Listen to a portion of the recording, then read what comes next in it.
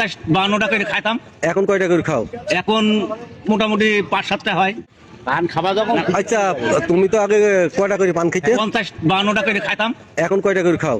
এখন মোটামুটি 5-7টা হয়। এত পান খাওয়া কমিয়ে দিলে কারণ কি?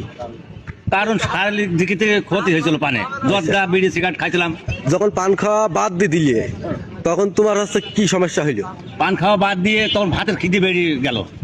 তখন প্রতি ভক্তি আমার 3 থাল করে ভাত লাগতো, আর যখন পান খাতাম তখন 1 থাল লাগতো।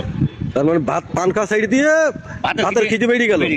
তুমি ভাতের খিদে যখন বেরিয়ে গেল তখন আমার শরীর হয়ে গেল আরো মোটা। আচ্ছা, শরীর মোটার কারণে আমি আবার ফের পান খাওয়া ধরলাম। আচ্ছা আচ্ছা।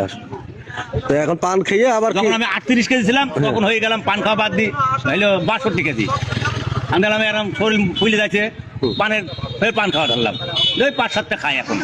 তার মানে তোমার পানের নেশা অতিরিক্ত ছিল, খিদে একেবারেই ছিল না। আর যে পান খাওয়া সাইড দিলে আর খিদে বেড়ে গেল, আর শরীর স্বাস্থ্য উন্নত হয়ে গেল। এই উন্নত হওয়ার কারণে আমি হাঁটতে পারি না, চলাফেরা খারাপ হয়, চলতে পারি না। আচ্ছা, এখন স্বাভাবিক আছে, এখন চলাফেরা ভালো হয়।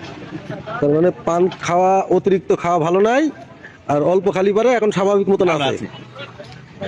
আপনারা শুনতে পাইলেন পান খাওয়ার উপকারিতা এবং অপকারিতা, যে পান খায় তার নিজের মুখে।